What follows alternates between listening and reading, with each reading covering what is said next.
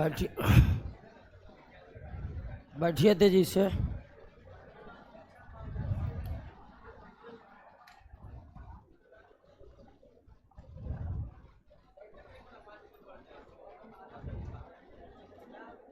क्या हुआ?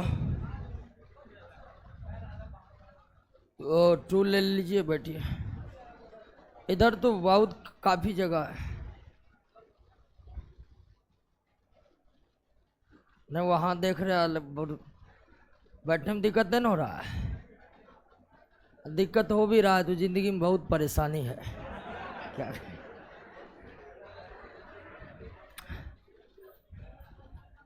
थोड़ी बहुत परेशानियों को नज़रअंदाज करना ही ज़िंदगी जीने का तरीका है। क्या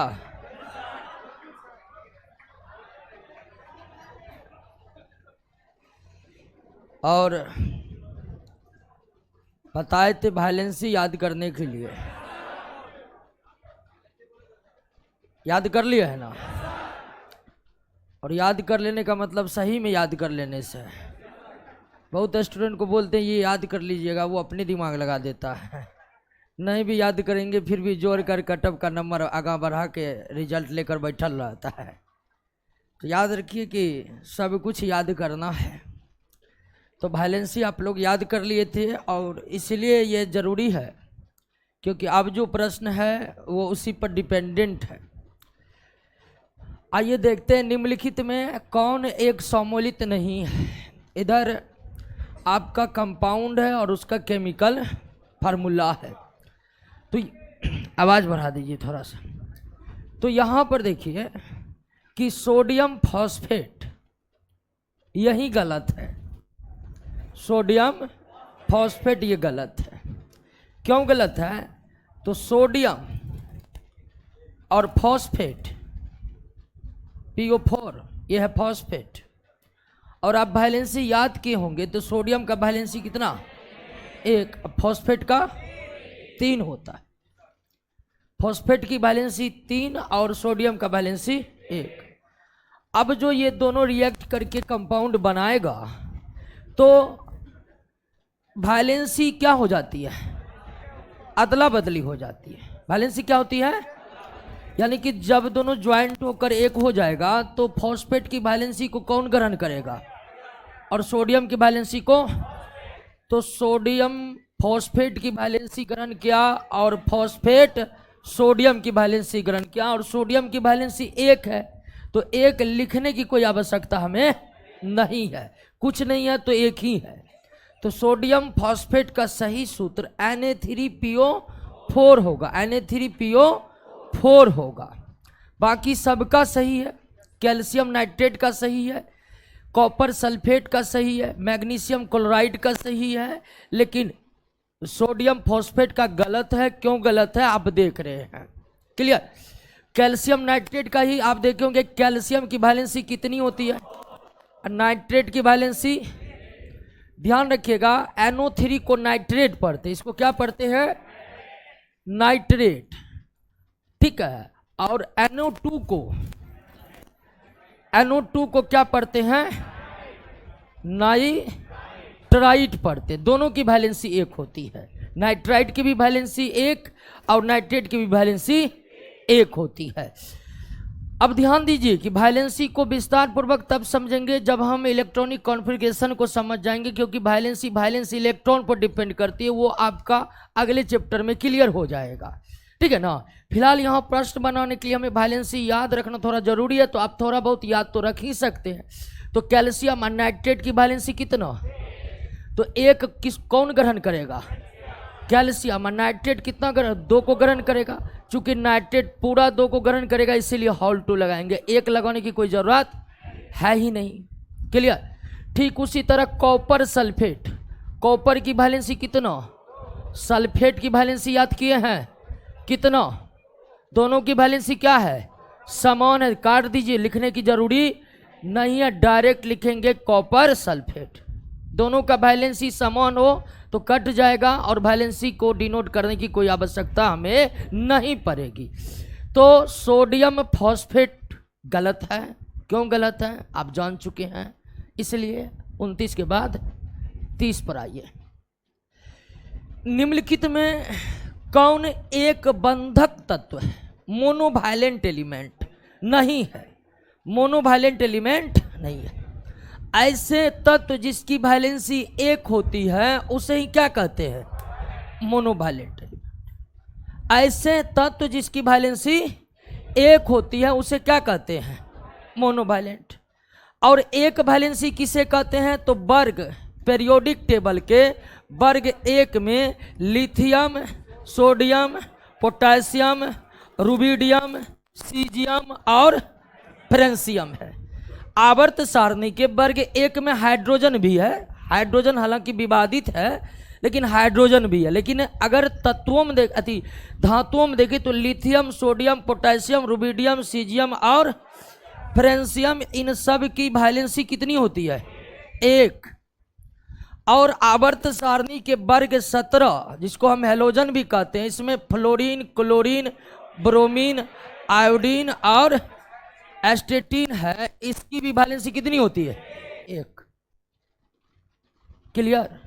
और किसी की वैलेंसी एक होती है लेकिन मुख्य रूप से एक वर्ग संख्या एक और वर्ग संख्या 17 के तत्व की वैलेंसी क्या होती है? एक। अब देखिए कि ये नॉन मेटल है, ये क्या है? तो नॉन मेटल के वैलेंसी को डिनोट करने के लिए इसमें माइनस लगा देते हैं और इसमें प्लस। हालांकि वैलेंसी में प्लस माइनस लगता नहीं है, सिर्फ धातु अधातु को इंडिकेट करने के लिए लगाए जाते हैं। ठीक है? तो वर्ग एक के धातु हैं ये सभी, इसलिए इसके वैलेंसी को आप +1 भी कह सकते हैं। और ये सब नॉन मेटल है तो इसकी वैलेंसी को आप -1 भी कह सकते हैं।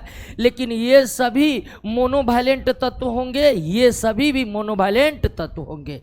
क्लियर हो गया? तो यहाँ पर दोस्तों हाँ, सिल्वर की भी वैलेंसी एक ही होती है, सिल्वर की वैलेंसी एक ही होती है। और सिल्वर जो है ना वो ट्रांजिशनल एलिमेंट है। क्या है?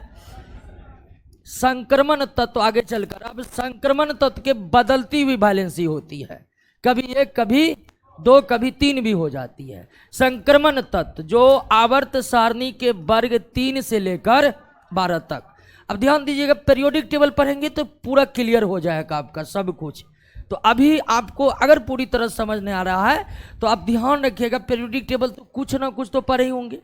तो संक्रमण तत्व जो आवर्त सारणी के वर्ग और 13 के वर्ग 3 से लेकर 12 तक है, इनके परिवर्ती वैलेंसी होती है, यानी कि परिवर्तनशील होती है। कभी एक भी हो जाती है, कभी 2 भी हो जाती है। तो यहाँ पर एल्युमिनियम का वैलेंसी आपका कितना है? 3 है। एल्युमिनियम का वैलेंसी 3 है। मुख्य रूप से एक वैलेंसी किसकी होती है? वर्ग 1 के धातु और वर्ग 17 के अधातु का। क्लियर? लेकिन एल्युमिनियम का वैलेंसी कितना होता है? 3 होता है, इसलिए ये ट्राई वायलेंट एलिमेंट होगा। एल्युमिनियम क्या होगा? ठीक उसी तरह जिसका वैलेंसी 2 है उसको डाई वायलेंट कहेंगे, 3 है ट्राई वायलेंट कहेंगे, 4 है तो टेट्रा वायलेंट कहेंगे। क्लियर? तो कौन सा एक बंधक तत्व नहीं है? एक बंधक तत्व उसे कहते हैं जिसकी वैलेंसी 1 होती है। जिसकी वैलेंसी 2 होती है उसे द्विबंधक तत्व कहते हैं। जिसकी वैलेंसी 3 होती है उसे त्रिबंधक तत्व कहते हैं। जिसकी वैलेंसी 4 होती है उसे चतुष्बंधक तत्व कहते हैं या टेट्रा वायलेंट एलिमेंट कहते हैं। और किसकी वैलेंसी 1, 2, 3 होती है उसमें प्रमुख का आपको हम दे दिए थे कि याद कर लेने का। सब याद कर लिए होंगे, कर लिए है ना? हाँ, ध्यान रखिएगा, आप लोग दरोगा की तैयारी कर रहे हैं। हाँ, पारे द्वारा, पारा यानी कि मरकरी, पारा यानी कि मरकरी। और ध्यान रखिएगा, कुछ स्टूडेंट कल हमको फोन किए थे तो हम सबको पहले ही क्लास बता दी, ये 0 लेवल से शुरू हुआ बैच नहीं है। इसलिए वैसे ही स्टूडेंट से अपेक्षित है जो पहले से तैयारी कर रहे हैं। जो 0 लेवल से आइएगा इस बैच में उसको कोई फायदा नहीं होगा, क्योंकि हम सब कुछ को डिटेल डिस्कस यहाँ करने वाले नहीं है। ये सिर्फ रिजल्ट बनाने वाला बैच है। नहीं, सही जो बात है वो आपको बता दें। ठीक है? मान लीजिए कोई नया दरोगा की तैयारी शुरू किया, वो डायरेक्ट इस बैच में आएगा, तो बहुत दिक्कत हो जाएगा। इसीलिए हम साफ साफ बता रहे हैं, जीरो लेवल से ये बैच स्टार्ट नहीं हुआ है, पहले से पढ़ रहे थे अच्छी तरह से, तब यह बैच आपको बूस्टअप करेगा, यानी कि आपके नंबर को काफ़ी ज़्यादा आगे ले जाएगा। 31 नंबर, पारे। पारे द्वारा दर्शाई, पारे यानी मरकरी द्वारा दर्शाई जाने वाली संयोजकता क्या है? ठीक है, तो पारा भी संक्रमण तत्व है, ट्रांजिशनल एलिमेंट है, और चूंकि यह वैलेंसी 1 भी प्रदर्शित करती है और 2 भी प्रदर्शित करती है। चूंकि पारा मेटल है, पारा क्या है? मेटल है, तो इसमें प्लस ही होगा, तो +1 तथा 2, +1 तथा 2। माइनस तो केवल किसके साथ होता है? अधातु के वैलेंसी के साथ माइनस लगाया जाता है, अधातु के वैलेंसी के साथ माइनस लगाया जाता है। ठीक है, कुछ लोग कह रहे 30 को, फिर से 30 को तो बता दिए, सोडियम, आयोडीन, सिल्वर की वैलेंसी 1 होती है। क्या होती है? 1 होती है। एल्युमिनियम की 3 होती है, तो जिसकी वैलेंसी 1 होती है उसे ही हम मोनोवैलेंट कहते हैं, ये ट्राई वैलेंट हो गया। बाइकार्बोनेट का क्या होता है? HCO3, और वैलेंसी 1 होती है। क्या होती है? इसीलिए इसका ये होगा, ये नहीं होगा। बाइकार्बोनेट आयन का सूत्र क्या होता है? HCO। इसे आप हाइड्रोजन कार्बोनेट भी कह सकते हैं, लेकिन हर राइटर इसे बाइकार्बोनेट ही पढ़ रहा है, तो आप भी बाइकार्बोनेट ही पढ़िए। और इसकी वैलेंसी कितनी होती है? 1 होती है। वैलेंसी कितनी होती है? और ये सब नॉन मेटल है। ये क्या है? नॉन मेटल की वैलेंसी 1 यानी कि माइनस में, ठीक है ना, तो इसीलिए इसकी वैलेंसी 1 होती है, तो इस पर 1 ही माइनस आवेश होगा, 2 नहीं होगा। क्लियर? तो बाइकार्बोनेट आयन का सूत्र HCO3 -1 यानी 1 ऋण आवेश, इसलिए क्योंकि इसकी वैलेंसी 1 होती है, माइनस इसलिए कि ये जो है सभी नॉन मेटल एटॉम है, हाइड्रोजन, कार्बन, ऑक्सीजन तीनों नॉन मेटल है, इसलिए माइनस। कौन सा परिवर्तनशील संयोजकता दर्शाता, मतलब 1 से अधिक संयोजकता दर्शाता है? तो सभी, तांबा 1 और 2, तांबा की वैलेंसी 1 भी होती है और 2 भी होती है। लोहा की वैलेंसी 2 भी होती है और 3 भी होती है। लोहा की वैलेंसी 2 भी होती है, और पारा की वैलेंसी भी तुरंत देखे 1 भी होता है, और तो ये सभी, और ये सभी परिवर्तनशील वैलेंसी इसलिए दर्शाते हैं क्योंकि ये ट्रांजिशनल एलिमेंट है। क्या है? Transitional element. संक्रमण तत्व ही परिवर्तनशील संयोजकता को दर्शाता है। संक्रमण तत्व उसे कहते हैं जो आवर्त सारणी के वर्ग 3 से लेकर वर्ग 12 के बीच है। क्लियर? और ये परिवर्तनशील संयोजकता इसलिए दर्शाते हैं कि संक्रमण तत्व की एक विशेषता यह है कि इसमें d ऑर्बिटल होते हैं। क्या होते हैं? d ऑर्बिटल पूरी तरह से इलेक्ट्रॉन से भरे, तो कभी d ऑर्बिटल से इलेक्ट्रॉन कूद कर s में जाता है, कभी p में चला जाता है, इसीलिए संक्रमण तत्व की संयोजकता क्या होते रहती है? बदलते रहती है। क्लियर? आपसे अगर सीधा क्वेश्चन पर पूछा जाएगा कि किस प्रकार के तत्व की परिवर्तनशील संयोजकता होती है, क्या दीजिएगा उत्तर? संक्रमण तत्व। संक्रमण तत्व। क्वेश्चन लगता है हार्ड है, पढ़ते। निम्नलिखित कथनों पर विचार कीजिए। पहला है, रासायनिक रूप से बंधित 2 या 2 से अधिक परमाणुओं का एक विद्युत उदासीन समूह अणु कहलाता। बिल्कुल, रासायनिक रूप से बंधित 2 या अधिक परमाणुओं का एक विद्युत उदासीन समूह अणु कहलाता। बिल्कुल सही है। जैसे कार्बन और ऑक्सीजन का परमाणु आपस में ज्वाइंट होकर कार्बन मोनोऑक्साइड के अणु का निर्माण करते हैं। हाइड्रोजन के 2 परमाणु, ऑक्सीजन का 1 परमाणु आपस में रासायनिक बंधन बनाकर जल के अणु का निर्माण करते हैं, और अणु जो होते हैं वो उदासीन होते हैं। ठीक है ना? अणु स्वतंत्र अवस्था में पाए जाते हैं, वो क्रियाशील नहीं होते हैं। अणु रासायनिक अभिक्रिया में भाग नहीं लेते। अब मान लीजिए आप कहते हैं कि मान लीजिए कि सोडियम की प्रतिक्रिया हम जल से करवा रहे हैं, तो ये अभिक्रिया होकर बनता है सोडियम हाइड्रोक्साइड और हाइड्रोजन मुक्त होता है। इसी तरह संपन्न होती। अब आप कहिएगा कि यहाँ तो सोडियम का परमाणु है लेकिन जल का तो अणु भाग ले रहा है। अणु हम इंडिकेट कर रहे हैं कि रिएक्शन में जल भाग रहा है। जब ये रिएक्शन स्टार्ट होगा तो इस के बीच जो रासायनिक बंधन है ये टूट जाएगा। रासायनिक बंधन टूटकर इसके सारे परमाणु क्या हो जाएंगे, अलग हो जाएंगे, तब जाकर रासायनिक प्रक्रिया स्टार्ट होगी। तो अणु कभी भी रासायनिक अभिक्रिया में भाग नहीं लेते। अणुओं को हम रासायनिक समीकरण में जो दिखाते हैं वो रासायनिक समीकरण को इंडिकेशन के लिए दिखाते हैं। जब भी रासायनिक अभिक्रिया शुरू होगी तो ये अणु जो है पहले परमाणुओं में क्या होगा, टूटेगा, तब जाकर रासायनिक अभिक्रिया क्या होगी, प्रारंभ होगी। तो अणु क्रियाशील नहीं होते हैं, अर्थात अणु क्या होते हैं। पहला कथन क्या है, पहला कथन क्या है। आपसे यह भी पूछ सकता है कि रासायनिक रूप से बंधित दो या दो से अधिक परमाणुओं के एक उदासीन समूह को क्या कहते हैं, अणु कहते हैं। किसी तत्व के सभी अणु सदृश परमाणु के बने होते हैं। सदृश का मतलब एक समान परमाणु से बने होते हैं। तो बिल्कुल तत्व यहां पर क्या है, तत्व एक ही प्रकार के परमाणुओं से बने होते हैं, इसलिए तत्व के अणु भी एक ही प्रकार के परमाणु, जैसे H2 ये तत्व के अणु है, P4 ये तत्व के अणु है, S8 ये तत्व के अणु है, H2O ये यौगिक के अणु है, CO2 ये यौगिक के अणु है, H2SO4 ये यौगिक के अणु है। क्लियर हो गया ना। ये तत्व के अणु है जो समान प्रकार के परमाणु से बने होते हैं, ये यौगिक के अणु है जो अलग अलग प्रकार के परमाणुओं से बने होते हैं। तो कह रहा किसी तत्व के सभी अणु सदृश मतलब एक समान परमाणुओं के बने होते हैं। बिल्कुल सही कथन है, बिल्कुल। किसी यौगिक के अणु विभिन्न तत्वों के दो या अधिक परमाणु में रहते हैं। बिल्कुल, यौगिक में हमेशा दो या अधिक प्रकार के परमाणु होगा। तो तीनों कथन क्या है, तीनों कथन क्लियर, कोई दिक्कत। एक ही प्रकार के परमाणुओं से निर्मित अणु किसके अणु होंगे, भिन्न भिन्न प्रकार के परमाणुओं से निर्मित अणु किसके अणु होंगे।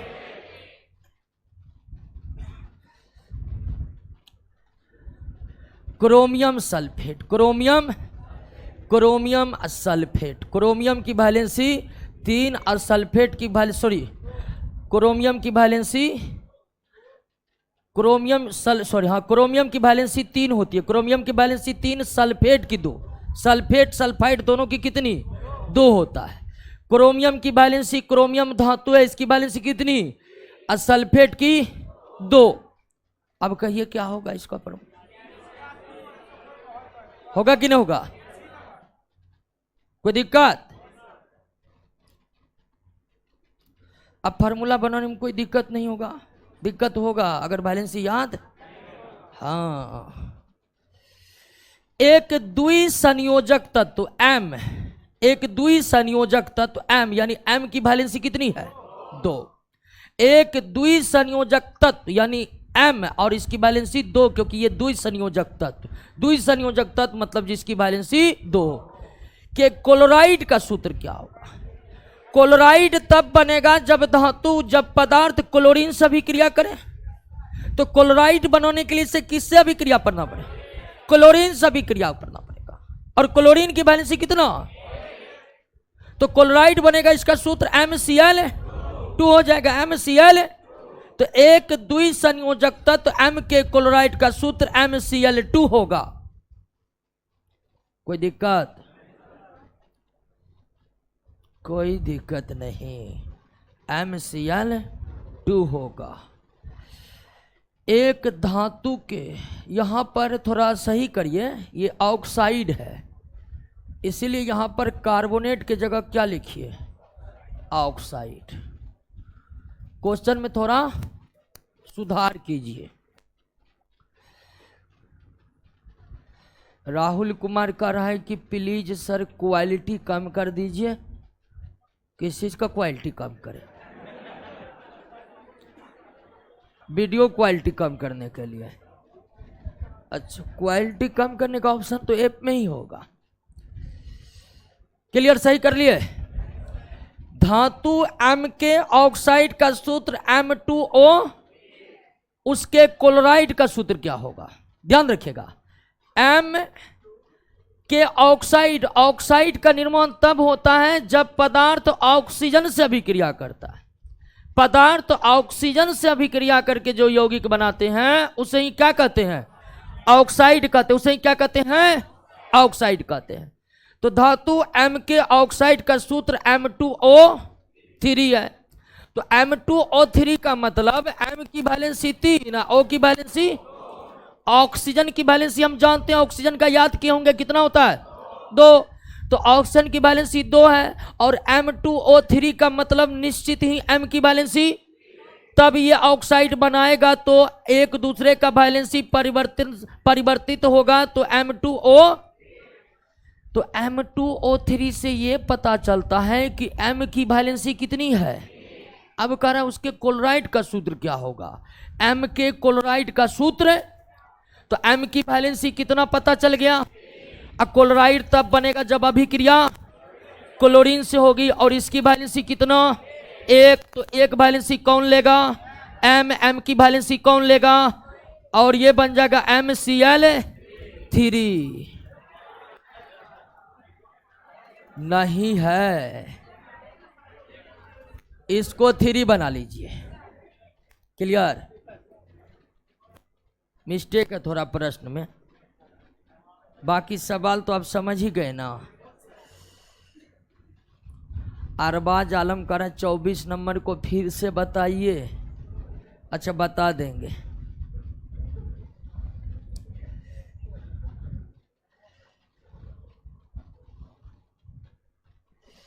अब ये बना सकते हैं आप, बनाइए तो कॉपी पर बोर्ड पर देख कर बनाइए।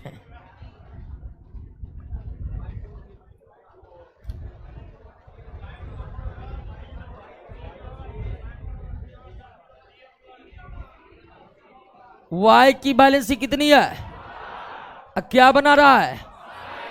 ऑक्साइड तब बनेगा जब अभिक्रिया ऑक्सीजन की वैलेंसी, ऑक्सीजन की वैलेंसी Y लेगा, Y की वैलेंसी सबसे पहले काटिए, 2 दूनी 4। अब आइए YO2, YO2। क्लियर? जहां कटता है वहां काट देना है।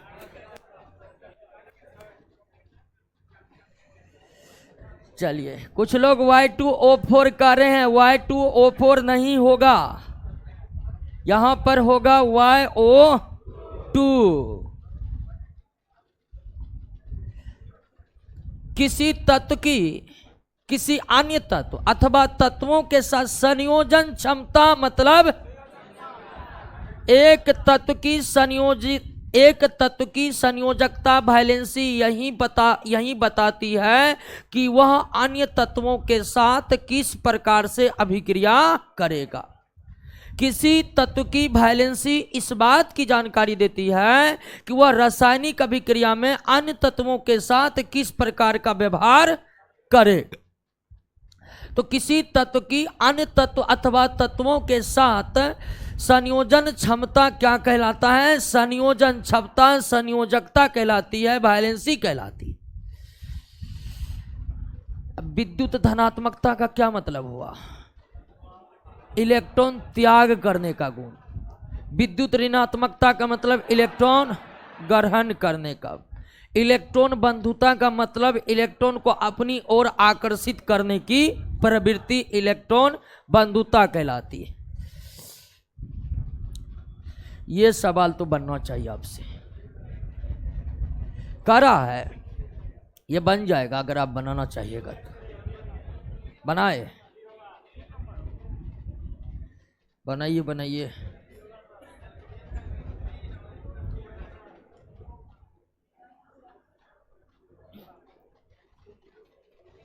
देखिए बैलेंस याद नहीं किए हैं, हाँ कैसे काम चलेगा।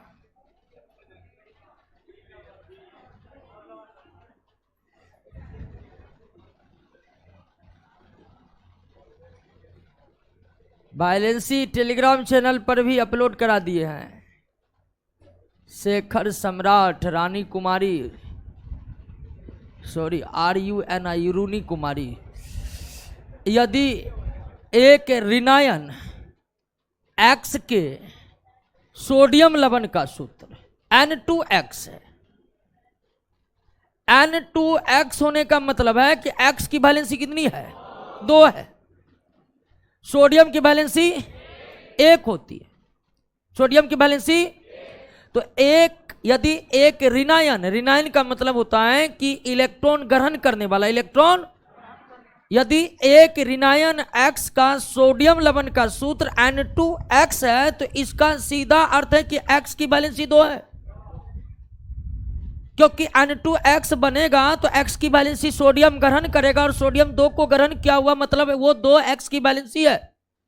और सोडियम का हम जान चुके कि वैलेंसी कितनी होती है? 1। तो इसके एल्युमिनियम लवण का सूत्र क्या होगा? तो अब तो हम समझ गए हैं इस सूत्र से कि X की वैलेंसी कितनी। अब इसके एल्युमिनियम लवण का सूत्र क्या होगा? तो एल्युमिनियम की वैलेंसी X की वैलेंसी अब Al2X 3 हो जाएगा। Al2X 3। चलिए, बिक्कू कुमार, भीम यादव सबका सही उत्तर आ रहा है Al2X 3। समझे कि नहीं समझे? त्रिबंधक तत्व वो होते हैं जिसकी वैलेंसी और किसकी वैलेंसी 3 है? सोडियम का 1 है, कार्बन का 4 है। अब बोरोन कितना होता है? बोरोन का hydrogen, helium, lithium, beryllium, boron 2 और 3। बोरोन का वैलेंसी कितना है? 3 है। अब कैसे पता लगा कि बोरॉन की वैलेंसी 3 है? पता है, बोरॉन का परमाणु संख्या 5। बोरॉन का परमाणु संख्या 5। तो बोरॉन का इलेक्ट्रॉनिक विन्यास लिखेंगे पहला कक्षा में, अंतिम कक्षा में, और अंतिम कक्षा में 1 इलेक्ट्रॉन है तो वैलेंसी भी, अंतिम कक्षा में 2 3 4 हो तो वैलेंसी भी 2 3, अंतिम कक्षा में 5 इलेक्ट्रॉन हो तो वैलेंसी 3, 6 इलेक्ट्रॉन हो तो 2, 7 हो तो 1, 8 हो तो 0 यानी किसी से वो रिएक्ट, और अंतिम कक्षा में 8 से अधिक इलेक्ट्रॉन। नील्स बोर के एटॉमिक मॉडल के अनुसार किसी भी तत्व के परमाणु के अंतिम कक्षा में 8 से अधिक इलेक्ट्रॉन हो ही नहीं सकते हैं। तो बोरॉन का इलेक्ट्रॉनिक विन्यास हम 3 लिखे तो पहला कक्षा में 2, अंतिम कक्षा में 3, इसीलिए बोरॉन की वैलेंसी 3। अब बोरॉन की वैलेंसी 3 है तो बोरॉन क्या है आपका? त्रिबंधक तत्व। क्या है? अब ये क्या है? ये भी बनेगा, आप लोगों से बनाइए एक बार, दिमाग लगाइए। तो देख रहे हैं सबका दिमाग नहीं लग रहा है।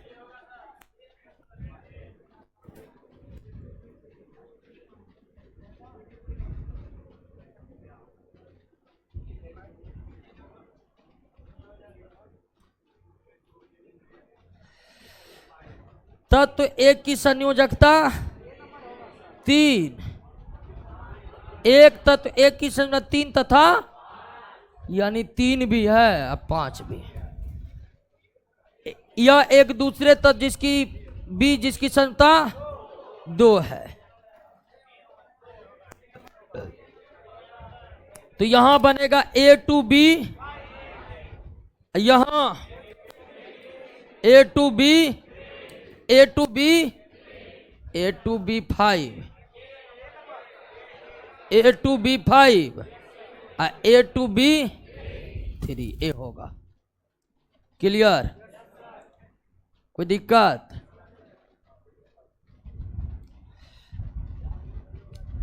ए और बी की संख्या 3 और 2 है। कहिए क्या होगा इसका उत्तर? 3 और ए और बी की संख्या 3 और, तो ये हो जाएगा A2B, बी की संख्या ए की संख्या तो A2B3।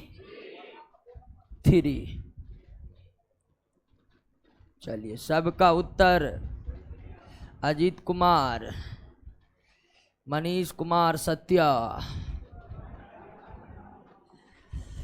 नामों की भी अपनी अलग दुनिया है, ठीक है।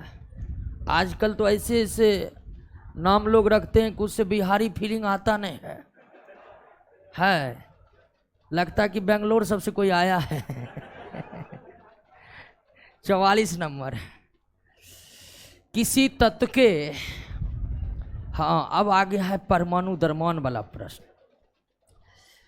ध्यान दीजिएगा। अब इस प्रश्न में कह रहा है किसी तत्व के परमाणु का द्रव्यमान कार्बन 12 के एक परमाणु के द्रव्यमान के 12वें भाग का 16 गुना है। अब यहां पर ध्यान दीजिए, कार्बन 12 की बात की जा रही है और कार्बन 12 का परमाणु द्रव्यमान कितना होता है? 12 mg। परमाणु द्रव्यमान जरूर कुछ ना कुछ का आपको याद होगा। और कार्बन 12 का परमाणु द्रव्यमान कितना होता है? 12 mu होता है। तो कह रहे कि एक तत्व के परमाणु का द्रव्यमान कार्बन 12 के परमाणु द्रव्यमान के 12वें भाग, कार्बन का परमाणु द्रव्यमान कितना, इसका 12वें भाग का मान कितना हो जाएगा? 1 mu हो जाएगा, होगा कि नहीं? कार्बन 12 का परमाणु द्रव्यमान 12 mu होता है। क्यों होता है? तो लैब में तौला गया इसलिए, और पता चला इतना ही होता है। तो कार्बन 12 के परमाणु द्रव्यमान 12 mu का 12वें भाग, तो इस 12 mu का 12वें भाग 1 mu होगा। तो 12वें भाग का 12वें भाग कितना निकल गया? 1 mu। इसका 16 गुना है, इसका 16 गुना है। तो परमाणु द्रव्यमान कितना है? 16 mu है। तो उस तत्व का mu में द्रव्यमान कितना होगा? सिंपल सी बात है। क्लियर? कोई दिक्कत? किसी तत्व के परमाणु का द्रव्यमान कार्बन 12 के परमाणु द्रव्यमान के 12वें भाग का 16 गुना है, तो वो कितना हो जाएगा? 16 mu हो जाएगा। क्लियर? अब ध्यान दीजिए, यहां पर mu इसको परिभाषित करते हुए, अब जानते हैं केमिस्ट्री के सारे नियम कानून कौन बनाते हैं? International union for pure and applied chemistry. यही संस्था ने 1969 में AMU को परिभाषित किया। AMU को इस रूप में परिभाषित किया कि कार्बन 12 के एक परमाणु के द्रव्यमान, एक परमाणु के द्रव्यमान के 12वें भाग, कार्बन 12 के एक परमाणु द्रव्यमान के 12वें भाग को ही 1 mu, या 1 लिखना भी नहीं है तो नहीं लिखिए, या mu कहते हैं। क्यों कहते हैं? तो इसलिए कहते हैं कि यह संस्था ने तय कर दिया है। क्लियर? यानी जैसे 1 किलोग्राम कितना होगा, 1 मीटर कितना होगा, इसके लिए पेरिस के सेवरे नामक स्थान पर मापतोल महासम्मेलन हुआ ना, उसमें तय किया कि 1 किलो इतना ही होगा, उस पर पूरे देश की सहमति बन गई। उसी तरह आईपैक संस्था ने तय कर दिया है कि 1 mu कितना होगा, तो कार्बन 12 के एक परमाणु का 12वां भाग जितना होता है उतना ही क्या होगा? 1 mu होगा। क्लियर? इसे ही कहते हैं परमाणु द्रव्यमान इकाई। क्लियर हो गया? बात समझ गए? क्वेश्चन में तो कोई दिक्कत नहीं ना है। परमाणु द्रव्यमान को किस प्रकार से परिभाषित किया है आईपैक संस्था, ये बात भी आप समझ गए। अब ये मान लिया, ये संस्था मान लिया कि कार्बन 12 का एक परमाणु द्रव्यमान कितना होगा, ये मान लिया गया है, और इसी के सापेक्ष सारे तत्व के परमाणु के द्रव्यमान को व्यक्त किया जाता है। क्लियर? जैसे आपसे पूछ देगा कार्बन 12 के एक परमाणु के द्रव्यमान के 12वें भाग को ही 1 mu या mu कहते हैं। यानी कि अगर आपको परमाणु द्रव्यमान इकाई का परिभाषा पूछ दिया तो वो समझ गए कि ना आप? नेक्स्ट, नाइट्रोजन का एक परमाणु कार्बन 12 के एक परमाणु के 12वें भाग से कितना गुना भारी है? अब नाइट्रोजन का परमाणु द्रव्यमान आपको याद रखना होगा, कितना होता है? 14 mu होता है। तो इसका मतलब यह 1 mu का कितना गुना है? और 1 mu कार्बन 12 के कितने भाग होता है? कार्बन 12 के कितने भाग होता है? तो नाइट्रोजन का एक परमाणु कार्बन 12 के 12वें भाग का कितना गुना है? 14 गुना है। कितना गुना है? जिस तत्व का जितना परमाणु द्रव्यमान होगा वह कार्बन 12 के 12वें भाग से उतना गुना होगा। जैसे आपसे सोडियम का परमाणु द्रव्यमान कितना होता है? इसका मतलब सोडियम का एक परमाणु कार्बन 12 के 12वें भाग का कितना गुना होगा? 23 गुना होगा। एल्युमिनियम का परमाणु द्रव्यमान होता है 27 mu। कितना होता है? इसका मतलब एल्युमिनियम का एक परमाणु कार्बन 12 के 12वें भाग का 27 गुना होगा, क्योंकि कार्बन 12 का 12वें भाग 1 mu होता है। कार्बन 12 का 12वें भाग 1 mu होता है। क्लियर हो गया? परमाणु द्रव्यमान इकाई अभी तुरंत बताए हैं, क्या होगा? ये होगा कि नहीं होगा? इसमें कोई दिक्कत? कार्बन 12 के एक परमाणु के द्रव्यमान के 12वें भाग को ही क्या कहते हैं? Atomic mass unit. Atomic mass unit.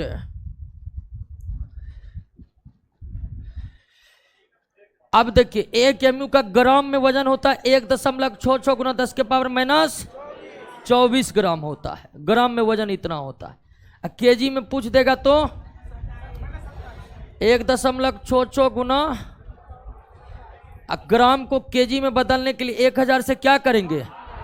भागा 1000 या 10 के पावर 3, तो 1.66 गुना 10 के पावर -24, ये ऊपर जाएगा 10 के पावर -3, तो 1.66 गुना 10 के पावर -27 केजी।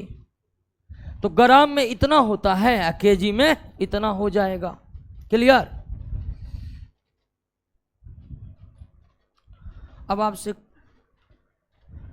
देखिए, जब किसी परमाणु के द्रव्यमान को किस में व्यक्त करते हैं तो इसे कहते हैं रिलेटिव एटॉमिक वेट। इसे क्या कहते हैं? यानी सापेक्षिक परमाणु द्रव्यमान। क्लियर? जब किसी तत्व के परमाणु को mu में व्यक्त किया जाता है, परमाणु द्रव्यमान इकाई में व्यक्त किया जाता है, तो इस परमाणु द्रव्यमान को क्या कहते हैं? रिलेटिव एटॉमिक वेट कहते हैं, सापेक्षिक परमाणु द्रव्यमान कहते हैं। एक होता है निरपेक्ष परमाणु द्रव्यमान। एक क्या होता है? निरपेक्ष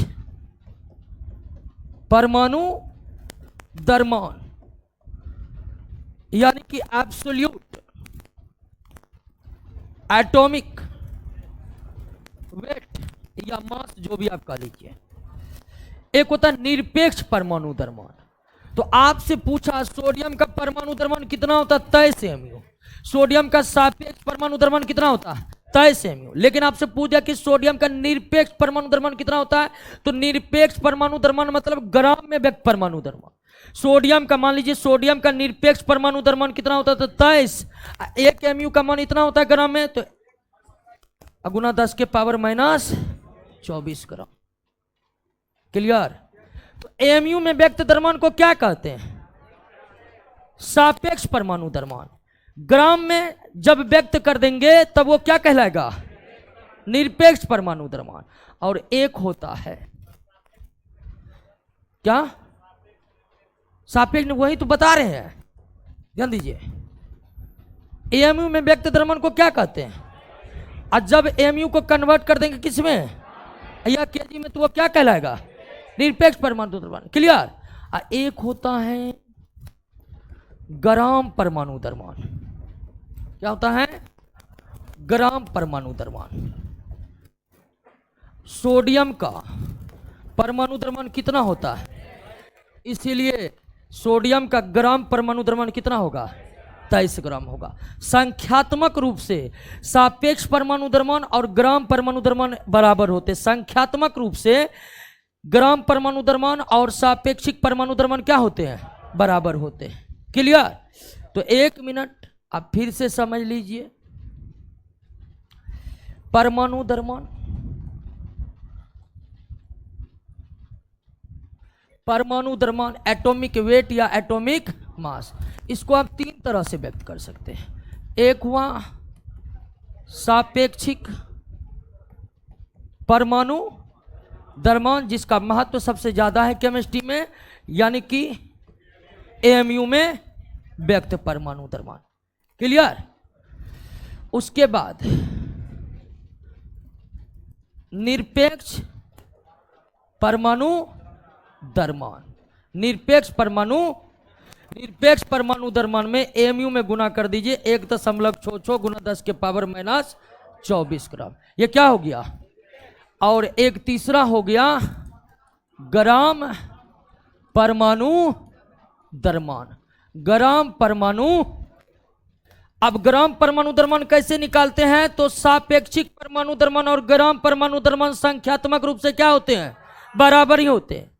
जैसे आपसे पूछ दिया कि ऑक्सीजन का परमाणु द्रव्यमान कितना है, तो ऑक्सीजन का परमाणु द्रव्यमान है 16। ऑक्सीजन का निरपेक्ष परमाणु द्रव्यमान कितना है, तो 16 में इतना से। अगर पूछ देगा कि ऑक्सीजन का ग्राम परमाणु द्रव्यमान कितना है, तो 16 ग्राम। एल्युमिनियम का सापेक्षिक परमाणु द्रव्यमान कितना है? 27 mu। ऑक्सीजन का निरपेक्ष परमाणु द्रव्यमान 27 गुना इतना, और एल्युमिनियम का ग्राम परमाणु द्रव्यमान कितना हो जाएगा? 27 ग्राम। क्लियर? तो परमाणु द्रव्यमान को कितने तरह से व्यक्त करते हैं? तीनों तरह से आप व्यक्त करने में आपको कोई दिक्कत होगा? सबसे ज्यादा केमिस्ट्री में आवश्यकता किसकी है? मुख्य रूप से इसी की ही आवश्यकता होती है। क्लियर? तो परमाणु द्रव्यमान को कितने तरह से व्यक्त कर सकते हैं? तीनों तरह में आपको कोई दिक्कत नहीं ना। आगे बढ़े, समझे कि नहीं समझे? क्योंकि बहुत बार कन्फ्यूजन उत्पन्न हो जाता है कि what is this, what is this, what is this. क्या अब 9th क्लास के एनसीईआरटी को ठीक से लोग पढ़ता नहीं है। 11th क्लास में जाइएगा तो उसमें अलग अलग करके नहीं समझाया हुआ है, सीधा आता यहाँ पर, सीधा ले जाता है यहाँ पर। जब 9th क्लास का एनसीईआरटी पढ़िएगा वहाँ स्पेशल करके दिया गया कि बच्चों इसे कहते सापेक्षिक परमाणु द्रव्यमान। फिर अगला स्टेप पे आओ बच्चों, आप समझते हैं निरपेक्ष परमाणु द्रव्यमान। सीनियर स्टूडेंट को एनसीईआरटी पढ़ने में दिक्कत ये हो जाता है, खासकर अंडर 10th का, कि वहाँ हर जगह बच्चों चल रहा है। जनरल कंपटीशन के स्टूडेंट को लग जाता है कि मेरा जो है नैतिक पतन हो रहा है। ठीक है नहीं, ऐसा शुरुआत में भी हम पढ़ रहे थे और तुरंत ही बच्चों शुरू हो जाता है। सबसे ज़्यादा दिक्कत है, 10 लाइन पढ़िएगा तुरंत आओ बच्चों हम प्रयोग करके समझते।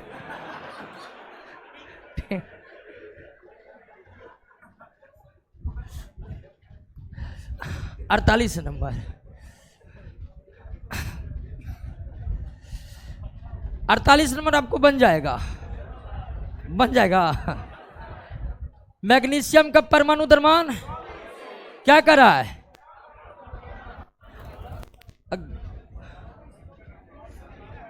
ऑप्शन में न है तो सुधार कर देंगे।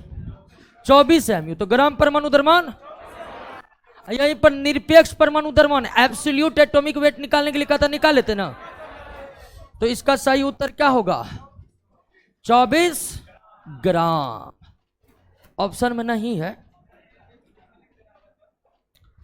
कुछ क्वेश्चन को जो है ना जानबूझकर नोट में गलत दे देते हैं, बहुत जो है ना फायदा बहुत ज्यादा उठाने लगता है। तो हम सोचे कि हमारे नोट का पहला फायदा आपको मिले। क्या? तो मैग्नीशियम का परमाणु द्रव्यमान 24 है, तो ग्राम परमाणु द्रव्यमान कितना होगा? 24 ग्राम होगा। 49 नंबर पर 49 नंबर कारक एक तत्व के सभी परमाणुओं का द्रव्यमान एक समान होते। बिल्कुल, आप सोडियम का नमूने लिए हैं, सोडियम का परमाणु द्रव्यमान कितना? 23 mu। तो मान लीजिए 1 किलो सोडियम में 10 करोड़ सोडियम का परमाणु है, तो 10 करोड़ सोडियम का परमाणु का द्रव्यमान इतना नहीं होगा। तो निश्चित तौर पर एक तत्व के सभी परमाणुओं का द्रव्यमान क्या होते? एक समान होते। हालांकि कुछ अपवाद है, भिन्न भिन्न तत्व के परमाणुओं का द्रव्यमान एक समान ही होते हैं। ये गलत है जी? हाँ, इसका एक अपवाद है संभारिक। संभारिक में भिन्न भिन्न तत्व के परमाणु द्रव्यमान क्या होते हैं, लेकिन वो अपवाद वाली स्थिति है। नहीं तो भिन्न भिन्न तत्व के परमाणु एक दूसरे से बिल्कुल भिन्न होते हैं। भिन्न भिन्न तत्व, अब मान लीजिए सोडियम का 23 होता है, वहीं लोहा का 56 होता है। लोहा का कितना होता है? 56 होता है। मैग्नीशियम का 24 होता है। मैग्नीशियम का तो एक तत्व के सभी परमाणुओं का द्रव्यमान एक समान ही होते हैं, लेकिन भिन्न भिन्न तत्व के परमाणु के द्रव्यमान एक समान नहीं हो सकते। हालांकि दोनों स्थितियों में अपवाद जरूर है, लेकिन उन अपवादों को हम पढ़ेंगे अलग से। तो यहां पर कौन सा सही है? केवल एक, केवल एक। क्लियर? नेक्स्ट, ये तो मैथ का सवाल है। हाँ, ये भूल चूक से केमिस्ट्री में आ गया है। कर ऑक्सीजन और बोरॉन के यौगिक के 0.24 ग्राम नमूने के विश्लेषण से बोरोन 0.096 ग्राम और ऑक्सीजन के 0.144 ग्राम पाए गए। यौगिक में बोरोन तथा ऑक्सीजन का प्रतिशत मात्रा कितना होगा? यौगिक कितना है? 0.4 ग्राम। यौगिक में बोरोन 0.096 ग्राम है कि नहीं है? यौगिक कितना है जी? उसमें बोरोन की मात्रा 0.96 ग्राम है।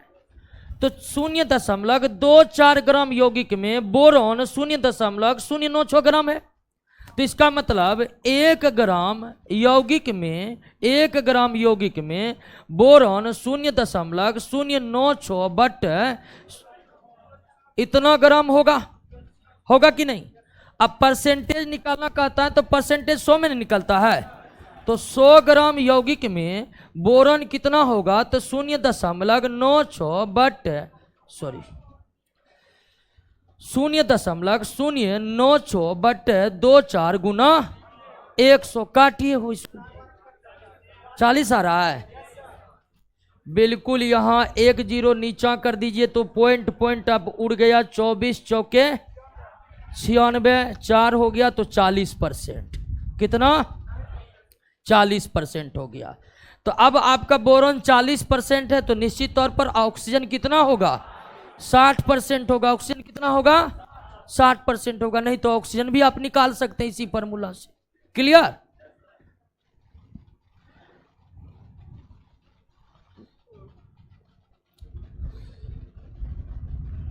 बहुत लोग कह रहे रुक जाइए, इसमें क्या है जो हम रुक जाएंगे? समझ गए ना? 40-60 प्रभात कुमार 2 नहीं, दोनों प्रभाते कुमार है। आगे बढ़े।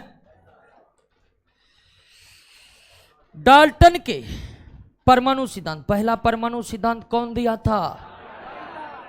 डाल्टन के परमाणु सिद्धांत में कई बातें गलत थी। डाल्टन के परमाणु सिद्धांत के कुछ कथन पूर्ण रूप से सत्य है। तो वे कथन कौन कौन है? परमाणु अविभाज्य, ये भी पूर्ण रूप से सत्य है।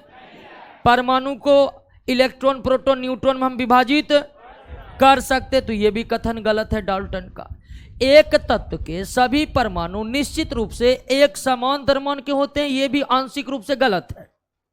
क्योंकि कार्बन 12 और कार्बन दोनों परमाणु किसके हैं? लेकिन इसका परमाणु द्रव्यमान 12, इसका, ये एक दूसरे के समस्थानिक है। तो ये भी आंशिक रूप से क्या है? गलत है। और यह किस स्थिति में गलत है? तो ये समस्थानिकों की स्थिति में गलत है। ठीक है?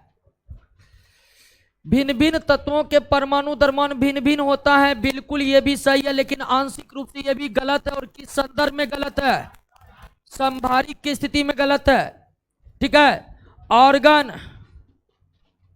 पोटेशियम, दोनों अलग अलग परमाणु है, लेकिन इसका भी परमाणु द्रव्यमान, इसका भी परमाणु द्रव्यमान, ये एक दूसरे के संभारिक हैं। क्या है? संभारिक हैं। तो डाल्टन के परमाणु सिद्धांत में यह कथन तो पूर्ण रूप से गलत है, यह कथन आंशिक रूप से गलत है, यह कथन भी आंशिक रूप से गलत है। इसलिए इसका आंसर क्या होगा? क्लियर? यानी कि डाल्टन ने अपने परमाणु सिद्धांत में समस्थानिक और संभारिक का जिक्र नहीं किया था। वो पता नहीं लगा पाए थे कि प्रकृति में समस्थानिक संभारिक भी पाए जाते हैं। बात मत करिए, हमारी बातों को सुनिए। आगे बढ़े। इनमें से सभी सभी, अब ये क्या है? अच्छा, कार्बन के 3 ग्राम को ऑक्सीजन के 8 ग्राम में जलाया जाता है तो कार्बन डाई ऑक्साइड बनता है। कार्बन डाई, अब आपको पता चला O2 क्यों लिखते हैं, क्योंकि ये डायटोमिक होते हैं, कार्बन एक परमाणु होते हैं। तो कार्बन के 3 ग्राम ऑक्सीजन के 8 ग्राम में जलाया गया। 3 ग्राम और 8 ग्राम कितना बन रहा है? 11 ग्राम। कोई दिक्कत नहीं है, बन चुका है। कार्बन का डाइऑक्साइड का कितना ग्राम द्रव्यमान उत्पन्न होगा जब कार्बन के 3 ग्राम को ऑक्सीजन के 50 ग्राम में जला? कार्बन है 3 ग्राम, ऑक्सीजन को बढ़ाकर कितना कर दिया गया है? कार्बन को बढ़ाया तो फिर भी 3 ग्राम कार्बन 8 ग्राम ऑक्सीजन से जुटेगा। अब ध्यान दीजिए, कार्बन डाइऑक्साइड में कार्बन ऑक्सीजन का प्रतिशत अनुपात कितना है? कार्बन का 12 mu, 16 दूनी 32 mu, 4 तिया 4 अट्ठे 3 अनुपात, यानी 3 ग्राम कार्बन को रिएक्ट करने के लिए कितना ऑक्सीजन चाहिए? 8 ग्राम चाहिए। समझे कि नहीं समझे? कार्बन डाइऑक्साइड का केमिकल फार्मूला हमें बता रहा है कि 3 ग्राम कार्बन को कार्बन डाइऑक्साइड बनाने के लिए कम से कम कितना ऑक्सीजन चाहिए? 8 ग्राम। तो यहां पर कार्बन कितना है, लेकिन ऑक्सीजन को बढ़ाकर, तो ऑक्सीजन कार्बन 3 ग्राम है तो वो 8 ग्राम ऑक्सीजन से अभिक्रिया करेगा, चाहे आप ऑक्सीजन कितना भी डाल दीजिए। 3 ग्राम 8 ग्राम में खप जाएगा, बाकी वैसे के। और आपका कार्बन डाइऑक्साइड फिर भी कितना ग्राम बनेगा? 11 ग्राम बनेगा। क्लियर? अधिक तब बनेगा जब ऑक्सीजन के साथ साथ हम किसकी मात्रा बढ़ाते, लेकिन कार्बन 3 ग्राम रखा गया है तो कार्बन का 3 ग्राम कार्बन का औकात कितना ऑक्सीजन से? 8 ग्राम ऑक्सीजन से रिएक्ट करने का है। यहां ऑक्सीजन 50 ग्राम कर दिया, कार्बन को 3 ग्राम रखे तो 3 ग्राम तो 8 ग्राम में खप जाएगा, बाकी का ऑक्सीजन वैसे का रह जाएगा। आपका कार्बन डाइऑक्साइड फिर भी कितना बनेगा? 3 ग्राम कार्बन को 8 ग्राम ऑक्सीजन चाहिए। 6 ग्राम कार्बन को 8 दूनी 16 ग्राम चाहिए। 50 ग्राम ऑक्सीजन से अभिक्रिया करने के लिए आप निकाल लीजिए कितना कार्बन की आवश्यकता होगी। तो यहां पर कार्बन डाइऑक्साइड कितना रह जाएगा? कोई दिक्कत इस सवाल में? यहां पर कार्बन डाइऑक्साइड कितना रहेगा? ऐसा इसलिए कि बढ़ाया गया है मात्रा केवल किसका? कार्बन पहले जितना था उतने है ना जी। और 3 ग्राम कार्बन कितने ग्राम ऑक्सीजन से संयोग करेगा? 8 ग्राम से ही संयोग करेगा, उसके बाद वो खत्म हो जाएगा। वो और जो ऑक्सीजन दिया है उसे वो रिएक्ट करेगा ही नहीं, वो ऑक्सीजन ही रह जाएगा। कार्बन डाइऑक्साइड बनेगा मात्र कैल्शियम कार्बोनेट का आणविक द्रव्यमान, कैल्शियम कार्बोनेट का आणविक द्रव्यमान, मॉलिक्यूलर वेट, मॉलिक्यूलर वेट। अब देखिए, एक अणु में ध्यान दीजिए, आणविक द्रव्यमान किसे कहते हैं, मॉलिक्यूलर वेट किसे कहते हैं?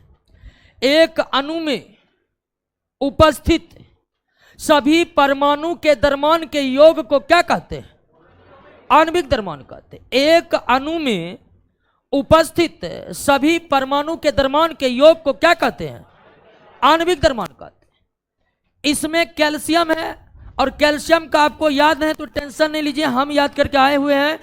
तो 40 mu, कार्बन का कितना? 12 mu, ऑक्सीजन का कितना? 16 mu। क्लियर है? याद हो गया? याद करना पड़ेगा। अब कैल्शियम का कितना परमाणु है? 1, कार्बन का 1, ऑक्सीजन का 3, तो 16 गुना 3, 40 प्लस 12 प्लस कितना हो गया? 8 2 10, 4 1 5 1 6 4, 100 mu। क्लियर? समझे कैसे निकला? कोई दिक्कत है? चलिए, अजीत कुमार, सनोज कुमार,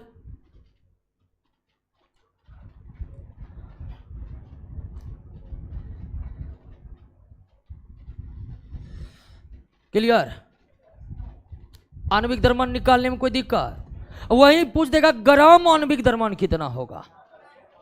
ग्राम आणविक द्रव्यमान, एमयू को काटेंगे ग्राम, ये ग्राम आणविक द्रव्यमान।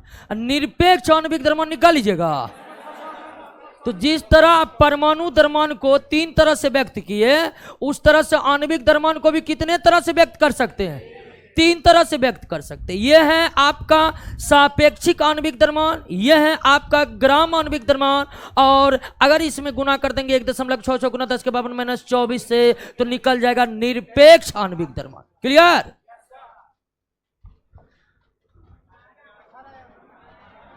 जल का करा है H2, हाइड्रोजन का कितना? 1 एम। ऑक्सीजन का, तो हाइड्रोजन 2 है, तो 2 गुना 1 2, 16 2 18।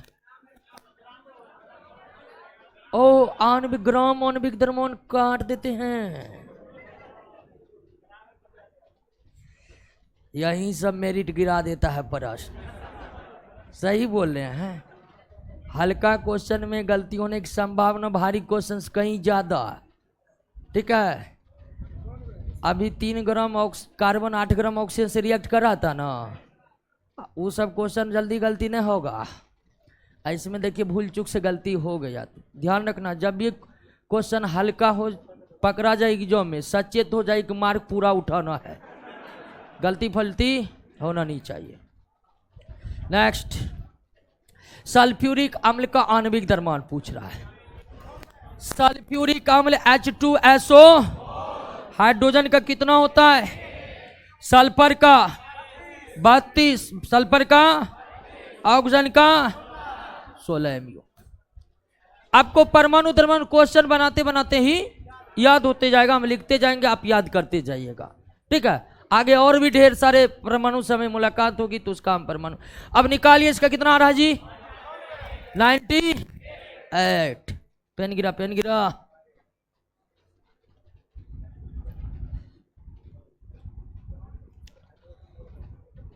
क्या जी, नोट नहीं लिए हैं? हाँ,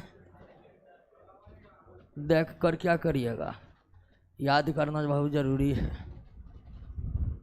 कुछ लड़कों को देखकर लगता है कि तैयारी के लिए सीरियस। 56 बन जाएगा। एक बार बनाइए तो आप लोग।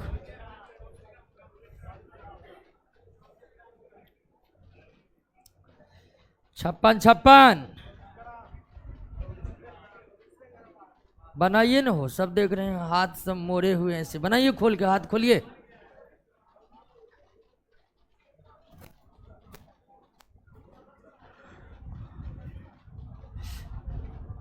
करे कि द्रव्यमान के अनुसार हाइड्रोजन ऑक्सीजन 1:8 के अनुपात में संयुक्त होते हैं। द्रव्यमान के अनुसार हाइड्रोजन और ऑक्सीजन 1:8 में संयुक्त होते हैं और जल बनाते हैं। तो हाइड्रोजन का तो 1 होता है, ऑक्सीजन का तो 2:16 यानी 1:, बिल्कुल सही है। हाइड्रोजन गैस यानी 1 ग्राम हाइड्रोजन को कितना ग्राम ऑक्सीजन चाहिए रिएक्ट करने के लिए, तब जाकर बनेगा जल। तो हाइड्रोजन गैस के 3 ग्राम के पूर्ण रूप से क्रिया करने के लिए ऑक्सीजन गैस का कितना द्रव्यमान? 1 के लिए 8, तो 3 के लिए 8 या 24। सिंपल सी बात है, 24।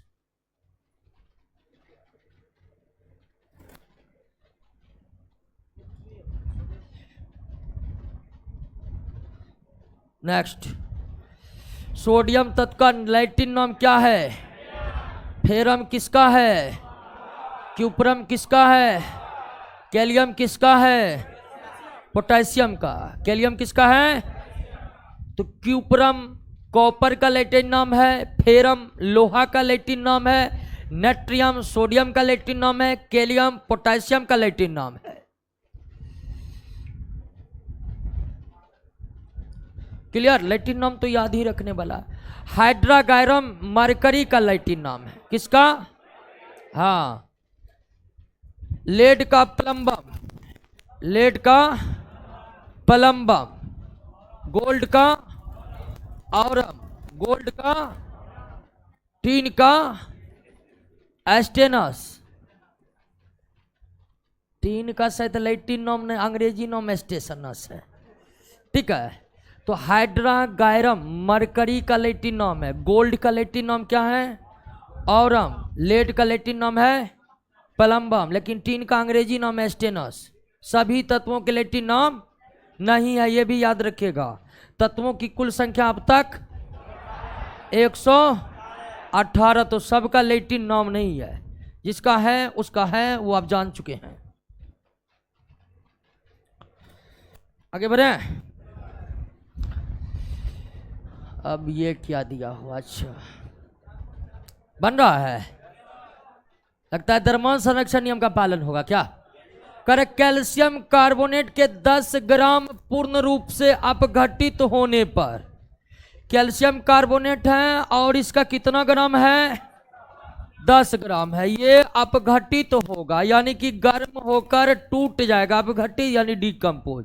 कैल्शियम कार्बोनेट गर्म होते हैं तो कैल्शियम ऑक्साइड और कार्बन डाई ऑक्साइड बनाते हैं। तो गर्म होकर अपघटित होकर 5.6 ग्राम कैल्शियम ऑक्साइड बनाता है, शेष कार्बन डाइऑक्साइड गैस मुक्त होता है। तो कार्बन डाइऑक्साइड कितना होगा? तो द्रव्यमान संरक्षण नियम का पालन करेंगे, जितना द्रव्यमान इधर उतना ही द्रव्यमान, तो इधर है 10 ग्राम तो इधर भी टोटल है, तो कार्बन डाइऑक्साइड बराबर 10 में से 5.6 घटा लीजिए तो कितना हो गया जी? तो यहां गया 4.4 ग्राम, 4.4 ग्राम द्रव्यमान संरक्षण नियम के आधार पर बनेगा। क्लियर? आगे बढ़े। अब ध्यान दीजिए, डाल्टन तत्व के, आप जानते हैं कि आजकल जो रासायनिक संकेत है वो अंग्रेजी में दिया गया है। तत्वों की, ये बात तो आप जानते हैं कि केमिस्ट्री में तत्वों को संक्षिप्त रूप से रासायनिक संकेत और यौगिकों को संक्षिप्त रूप से रासायनिक सूत्र के द्वारा दर्शाया जाता है। केमिस्ट्री में तत्वों को संक्षिप्त रूप से रासायनिक संकेत और यौगिकों को रासायनिक सूत्र के रूप में दिखाया जाता है। तो रासायनिक संकेत देने की परंपरा की शुरुआत सर्वप्रथम किसने की थी? डाल्टन ने की थी। और कई एल्केमिस्ट का भी नाम आता है, लेकिन प्रमुख रूप से सर्वप्रथम तत्वों को रासायनिक संकेत देने की परंपरा की शुरुआत कौन किया था? डाल्टन ने किया था। किसने किया था? और डाल्टन का जो रासायनिक संकेत था वो चित्रात्मक था। क्या था? चित्रात्मक था। और लंबे समय तक डाल्टन के इस चित्रात्मक प्रतीकों का ही केमिस्ट्री में अनुसरण होते रहा। लेकिन धीरे धीरे ढेर सारे तत्वों की क्या होने लगी? खोज होने लगी। तो जब ढेर सारे तत्वों की खोज होने लगी तो तब चित्रात्मक रासायनिक संकेत जो है वो व्यवधान पैदा करने लगा। सबसे बड़ी दिक्कत है कि इतने सारे तत्वों का चित्रात्मक रासायनिक संकेत याद रखना बड़ी मुश्किल था। उसके बाद बर्जिलियस के सुझाव से आधुनिक रासायनिक संकेत का विकास हुआ, जिसका आज हम इस्तेमाल करते हैं। तो आधुनिक रासायनिक संकेत देने की परंपरा की शुरुआत बर्जिलियस ने किया था, लेकिन सर्वप्रथम रासायनिक संकेत के रूप में तत्वों को व्यक्त करने की परंपरा की शुरुआत, और डाल्टन का रासायनिक संकेत जो था वो चित्रात्मक था। क्या था? तो वहीं पूछ रहा है कि डाल्टन के तत्व के प्रतीक चिन्ह में हाइड्रोजन का प्रतीक कौन था? ये है किसका? कार्बन का। ये पूरा ब्लैक था। ये क्या था? ब्लैक था। ये है फास्फोरस का। किसका?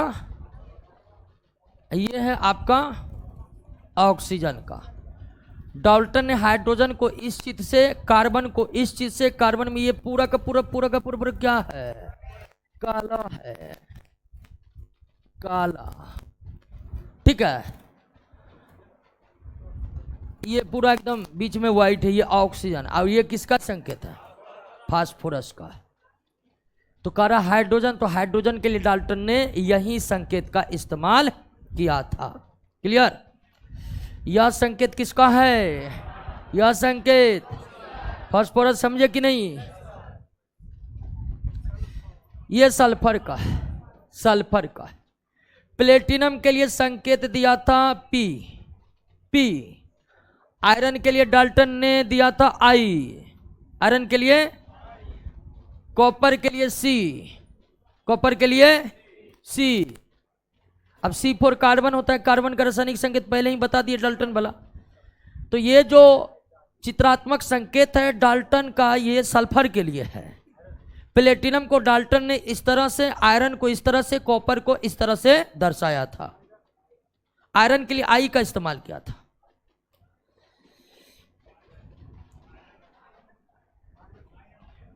आई है, ओ सॉरी ये आयरन होगा, iron iron iron, sorry iron.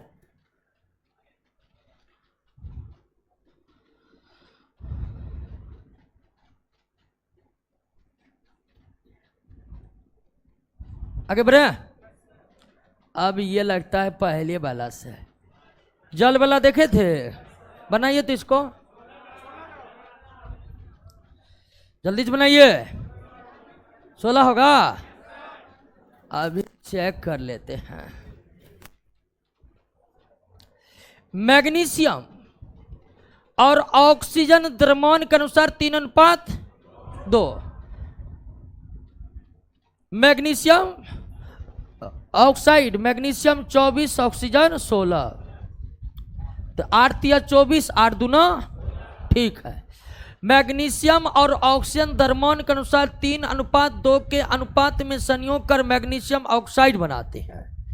यानी 3 ग्राम मैग्नीशियम को कितना ग्राम ऑक्सीजन चाहिए? तो 24 ग्राम मैग्नीशियम को 8 दूनी 16 ग्राम चाहिए।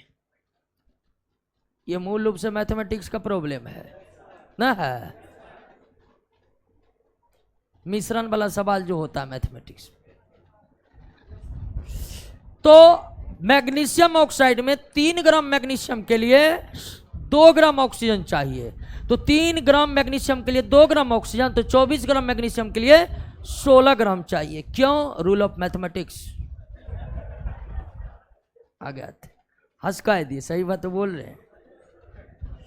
किसी अणु में उपस्थित परमाणुओं के संगठन को व्यक्त किया जाता है रासायनिक, यहां पर क्या है, अणु के लिए क्या, रासायनिक संकेत परमाणुओं का प्रतिनिधित्व करता है, लेकिन रासायनिक सूत्र अणुओं का प्रतिनिधित्व करता है। रासायनिक संकेत परमाणुओं का प्रतिनिधित्व करता है, लेकिन रासायनिक सूत्र अणुओं का प्रतिनिधित्व करता है। ये हाइड्रोजन का परमाणु है, ये हाइड्रोजन का अणु है।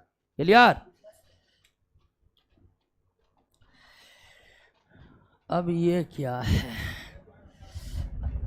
यदि विभिन्न स्रोतों से लिए गए शुद्ध जल के 100 ग्राम को विद्युत प्रवाहित शुद्ध जल के 100 ग्राम में विद्युत प्रवाहित किया जाता है, तो सदैव हाइड्रोजन का 11 ग्राम और ऑक्सीजन का 79 ग्राम प्राप्त होता है। ये तो दिखाता है क्या, निश्चित अनुपात का नियम। निश्चित अनुपात का नियम, एक जल को हम किसी भी स्रोत से लाकर उसमें हाइड्रोजन ऑक्सीजन को अलग करते हैं, तो हमेशा हाइड्रोजन 11 और ऑक्सीजन 89 ग्राम प्राप्त होता है। यह दिखाता है स्थिर अनुपात के नियम को, कि जल को हम किसी भी स्रोत से प्राप्त करें, किसी भी तरह से बनाए, उसमें हाइड्रोजन ऑक्सीजन का अनुपात नियत रहता है। इसीलिए द्रव्यमान का भी अनुपात नियत रहेगा। यह स्थिर अनुपात या निश्चित अनुपात के नियम को दर्शा रहा है। और यह किसने दिया था? किसने? प्राउस्ट ने। वेरी गुड दोस्तों, वेरी गुड।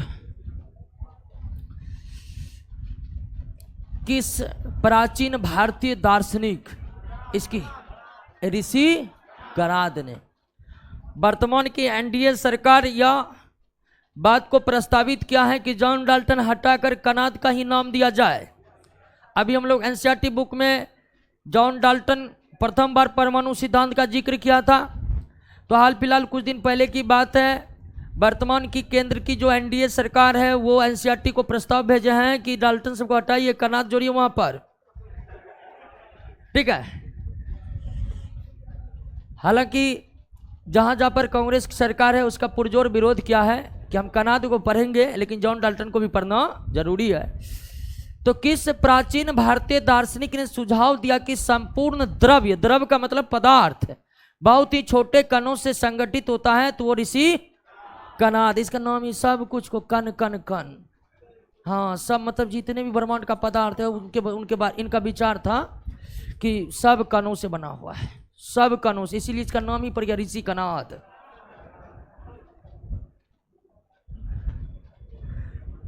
अब तो सवाल न्यूमेरिकल्स है।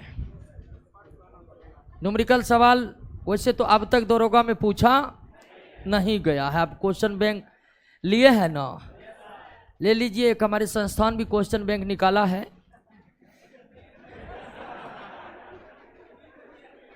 तो उसको ले लीजिएगा, बहुत ज़्यादा उसमें इंफॉर्मेशन दिया हुआ है। वैसे कोई भी क्वेश्चन बैंक, हम ऐसा नहीं कि प्रचार कर रहे हैं अपना, कोई भी क्वेश्चन बैंक अच्छा ही है।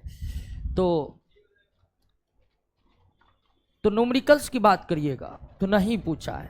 अब आप ही लोग पर छोड़ते, न्यूमेरिकल बताए कि छोड़ दे, आए बता दिया जाए, बता दिया जाए कि छोड़ दिया जाए, आए तो ध्यान दीजिएगा। न्यूमेरिकल्स प्रॉब्लम है, हम पूरी कोशिश करेंगे कि आपको 100% समझ में आए, पूरी कोशिश करेंगे।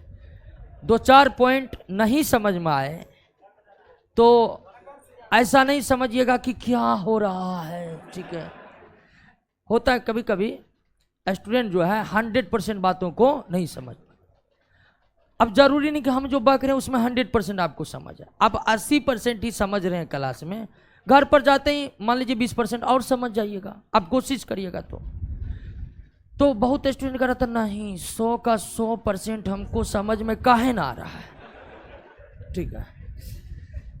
तो इसका तो सबसे बड़ा उत्तर यही है कि हम भी खुद प्रोफेसर है नहीं कि सब कुछ समझा दे, ठीक है। अब केमिस्ट्री में ही हम तो खुद केमिस्ट्री बहुत ज़्यादा जानते नहीं, इसीलिए 100% हम भी समझा नहीं। निश्चित तौर पर जो टर्म 12th का है, 11th का है, वो बहुत हम भी नहीं जानते तो फिर मेडिकल इंजीनियरिंग वाला पढ़ाते पैसा भी ज़्यादा मिलता, ठीक है। तो अब बहुत तो ट्राई करते रहता कि हम कितना जानते हैं। तो हम पूरा कोशिश करेंगे। अगर 1-2 पॉइंट नहीं समझे तो कोई दिक्कत नहीं लीजिएगा। दरोगा में तो पूछा अभी तक नहीं गया, लेकिन पूछ ही देगा तो क्या होगा, ऑफिस बनेगा, ठीक है, बता रहे हैं, बता ही देते हैं क्या, थोड़ा लेट लगेगा, ठीक है ना। हाँ 66 नंबर कह रहा कि कैल्शियम का परमाणु द्रव्यमान 40 MU है, तो कैल्शियम के 5 ग्राम में कितने मोल होंगे। यहां पर एक टर्म याद करिएगा, किसी भी तत्व के 1 मोल का द्रव्यमान उसके ग्राम परमाणु द्रव्यमान के क्या होते हैं, बराबर होते। परमाणु द्रव्यमान के नहीं, ग्राम परमाणु द्रव्यमान के बराबर होते हैं। किसी भी तत्व के 1 मोल का द्रव्यमान ग्राम परमाणु द्रव्यमान के बराबर होते। जैसे ऑक्सीजन के 1 मोल का द्रव्यमान कितना होगा, तो 16, क्योंकि आप जानते हैं ऑक्सीजन का परमाणु द्रव्यमान कितना होता है, तो ऑक्सीजन का ग्राम परमाणु द्रव्यमान और 1 मोल का द्रव्यमान ग्राम परमाणु द्रव्यमान के क्या होते हैं।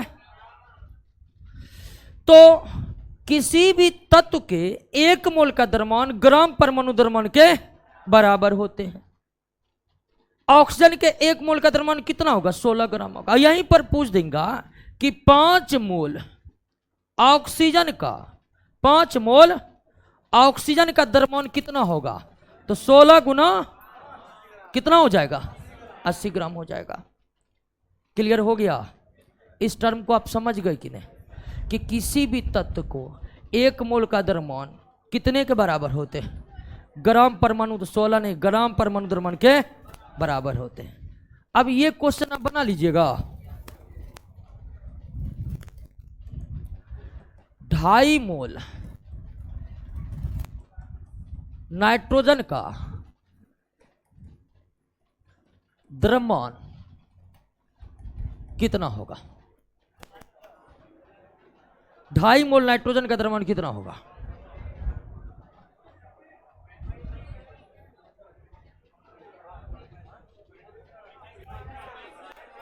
हाँ,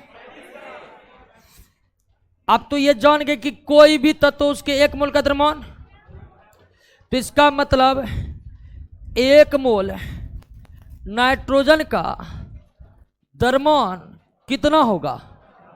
14 ग्राम होगा कि नहीं होगा?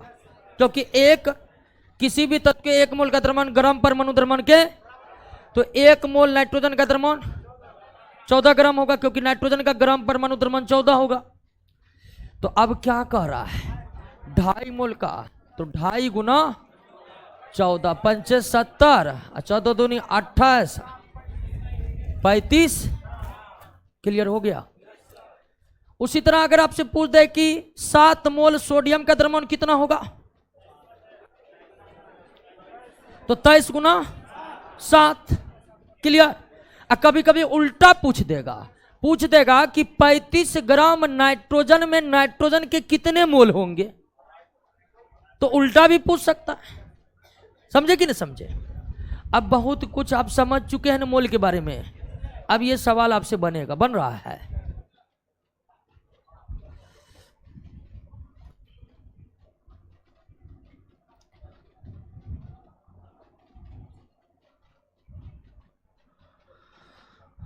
कर कैल्शियम का परमाणु द्रव्यमान 40 mol, कैल्शियम के 5 ग्राम में कितने मोल होंगे? तो 1 मोल कैल्शियम का द्रव्यमान कितना होगा? 40 ग्राम होगा। कैल्शियम का परमाणु द्रव्यमान 40 mu है, तो कैल्शियम का ग्राम परमाणु द्रव्यमान 40 ग्राम होगा। 1 मोल का ग्राम परमाणु द्रव्यमान के क्या होता है? बराबर होता है 1 मोल का द्रव्यमान ग्राम परमाणु द्रव्यमान के। तो 1 मोल कैल्शियम का द्रव्यमान कितना होगा? 1 मोल कैल्शियम का द्रव्यमान 40 ग्राम। कोई दिक्कत? तो इसका मतलब यह भी न है कि 40 ग्राम कैल्शियम बराबर कितना मोल? 1 मोल। तो 1 ग्राम कैल्शियम बराबर 1/40 मोल। कितना ग्राम पूछ रहा है जी? 5 ग्राम पूछ रहा है। तो 5 ग्राम कैल्शियम बराबर 1/40, 1/40 गुना 1/8 मोल, 1/8 मोल। तो 1/8 0.8 कम 8 2 10 8 दूनी 16 4 8 5 40। क्लियर?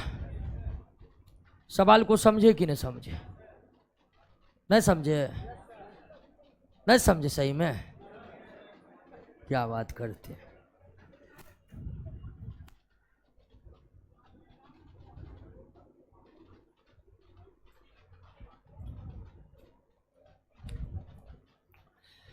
नहीं समझे तो इसको छापिए, पहले छाप लिए। दूसरा पर आए।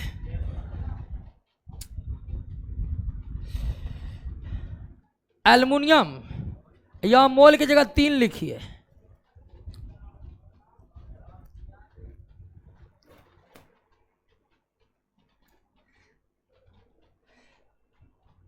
केमिस्ट्री के विद्वान नाम भी अलग टाइप का दिया, मोल। ठीक है? यहां पर 3 छूट गया। एल्युमिनियम के 3 मोल का द्रव्यमान कितना निकाले? अब देखिए, एल्युमिनियम का परमाणु द्रव्यमान 27 mu, तो ग्राम परमाणु द्रव्यमान, तो 1 मोल एल्युमिनियम का द्रव्यमान कितना होगा? 27 ग्राम होगा। हम जान चुके हैं कि किसी भी पदार्थ के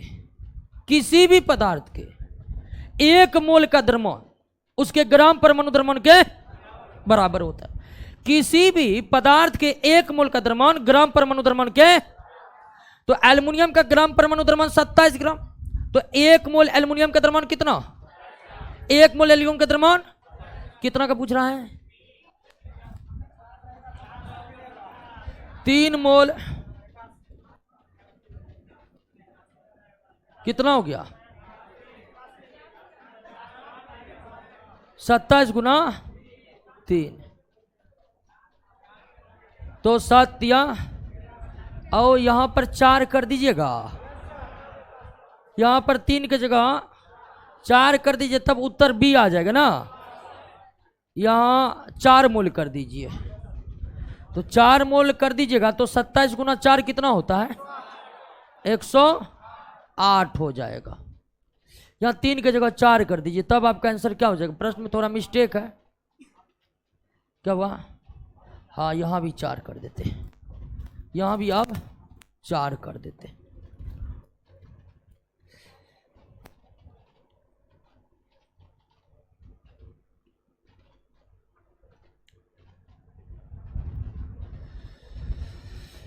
चलिए, बिक्कू कुमार का डी होगा। नहीं, प्रश्न थोड़ा सा करेक्शन करना पड़ेगा इसमें, तो हम यहाँ पर 4 ही छूट गया है।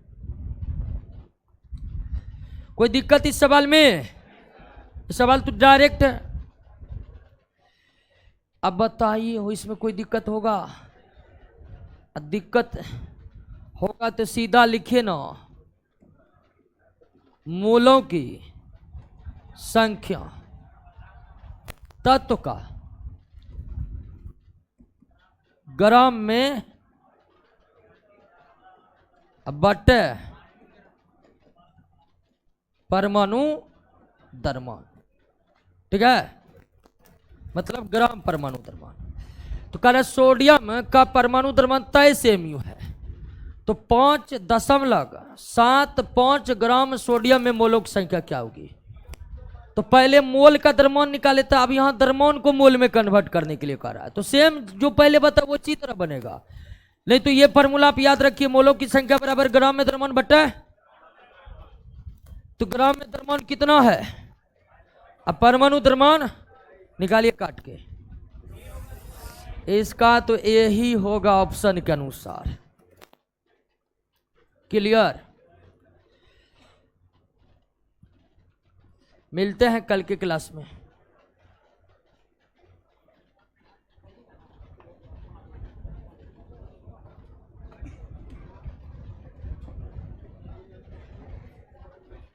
बायोलॉजी का रिवीजन कर रहे हैं ना? 1 2 3 क्वेश्चन तो आएगा ही तीनों चैप्टर से। टिश्यू से ना पूछे, सेल और माइक्रो ऑर्गेनिज्म में से तो 3 क्वेश्चन हमको लगता आ जाएगा।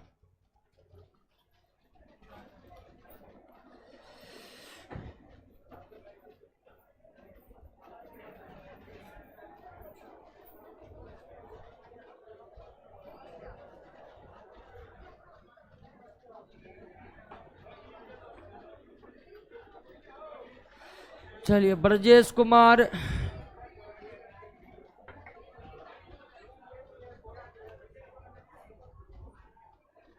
कुछ नहीं पढ़े हैं, इस बैच से एग्जाम क्लियर हो जाएगा हमको, हमारे अनुसार से तो नहीं होगा।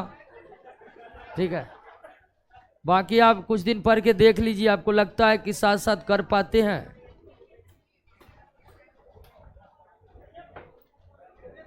ठान लेने पर कुछ भी संभव है क्या? ठान लीजिएगा, जितना प्रश्न करवाया जाएगा उसको रट लेंगे, तो पीटी तो संभव है ही।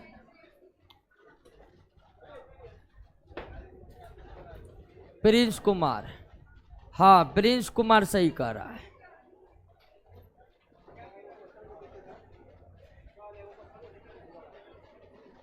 कौन प्रश्न है? ये तो अभी हमको याद नहीं है, वसा की मात्रा तो हमको अभी याद नहीं है, देखना पड़ेगा। क्या? डाल्टन के अनुसार, डाल्टन के अनुसार, हाँ, जो आंशिक रूप से गलत है।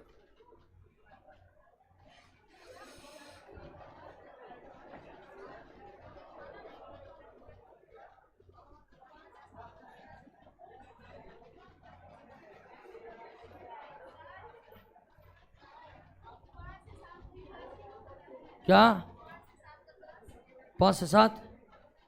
क्या? हाँ हाँ यहीं पर होता है।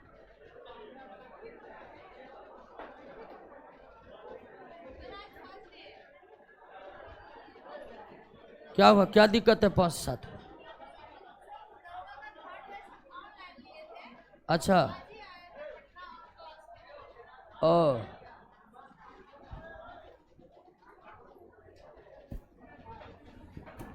ठीक है दोस्तों, मिलते हैं। वरुण धवन का 66 देख लेंगे अब कल के क्लास में। मिलते हैं कल के क्लास में।